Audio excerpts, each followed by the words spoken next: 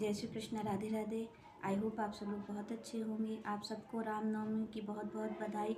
आज श्री राम जी का जन्म हुआ है, इसलिए आप सबको बार बार बहुत बहुत बधाई। यहाँ पर श्री राम जी का जन्म हुआ, इस चीज़ पे हम इस चीज़ को ध्यान दें कि जो राम जी हमें सिखा करके गए हैं, अगर आपको सच में, क्योंकि जब जन्मदिन किसी को होता है तो जन्मदिन पर उसको भेंट दी जाती है। क्या भेंट कर सकते हैं? तो हम भेंट कर सकते हैं शुद्ध आचरण को। जैसे कि राम जी का जीवन आप और हमने देखा है कि जो राम जी हैं उन्होंने कैसा जीवन जिया है, एक मर्यादित जीवन जिया है। माता पिता की, गुरुजनों की, संत जनों की कैसी सेवा की है राम जी ने, तो ये हम सीख सकते हैं राम जी से। और जब हम अपना अच्छा आचरण बनाएंगे, जब हम एक अच्छे व्यक्ति बनेंगे, अच्छे व्यक्ति बन करके जब हम संसार में कुछ अच्छा दे सकेंगे, चाहे भले ही जो हमारा व्यक्तित्व होता है, आप देखिए कि जो अच्छा होता है, श्री राम थे, उन्होंने ऐसा आचरण किया, उसी कारण तो हमें आज पता है कि बेटा कैसा होना चाहिए, बेटे का स्वभाव कैसा होना चाहिए, कैसा एक आज्ञाकारी बालक होना चाहिए।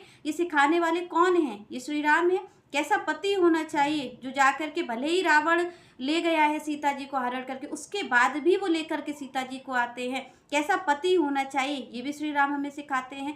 कैसा बेटा होना चाहिए कि चाहे भले ही पिता ने कह दिया, नहीं उनसे कहा कि आप जाइए, पर फिर भी पिता को वचन को निभाने के लिए, पिता के वचन को निभाने के लिए श्री राम 14 वर्ष तक वनवास में रहते हैं, वनवास काटते हैं, वन में ही रहते हैं।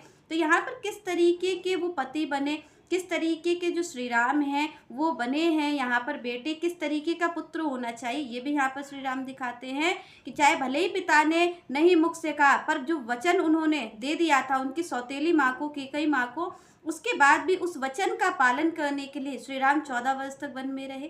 तो यहाँ पर हमें सीखना चाहिए कि श्री राम जी में क्या क्या अच्छाइयाँ हैं जो आप और हम ले सकते हैं, और ले करके एक अच्छा व्यक्तित्व जी सकते हैं, एक अच्छे जीवन को हम जी सकते हैं। और कब हम जी सकते हैं? जब हम श्री राम जी से इस चीज़ को ग्रहण करेंगे। तो यहाँ पर हमें श्री राम जी से इन आचरणों को सीखना चाहिए कि पति कैसा हो, बेटा कैसा हो, कैसे वो पुत्र बने, कैसे वो पति बने, कैसे वो भाई बने, कि भाई भी बने। तो अगर भरत को राज्य मिल रहा था तो भरत को ही राज्य उन्होंने देने की बात कही, क्योंकि आज हम संसार में देखें कि संसारी लोग क्या करते हैं, संसारी लोग इस चीज़ पे लड़ रहे हैं कि सारी चीज़ हमें मिल जानी चाहिए, दूसरा जो छोटा भाई है उसका भी हक हमें मिल जाए। यही संसार में हो रहा है कि सब एक दूसरे का हक छीनने में लगे हैं। पर यहाँ आप श्री राम को देखिए, श्री राम पूरी अयोध्या छोड़ करके चले जाते हैं अपने छोटे भाई के लिए, भरत जी के लिए, कि मुझे नहीं चाहिए, मुझे इस राज्य को नहीं चाहिए, मैं वन को ही, मुझे वन में ही आनंद है अगर मेरा भाई यहाँ पर सुखी है। तो किस तरीके के भाई श्री राम बने हैं कि वो अपने भाई के लिए त्याग कर देते हैं। जहाँ आप और हम, उसी श्री राम जी की भूमि है, उसी भारत भूमि पे हमने भी जन्म लिया है, इसी भूमि पर स्वयं भगवान आकर के लीला करके गए हैं, अपने चरित्र को सिखा करके गए हैं।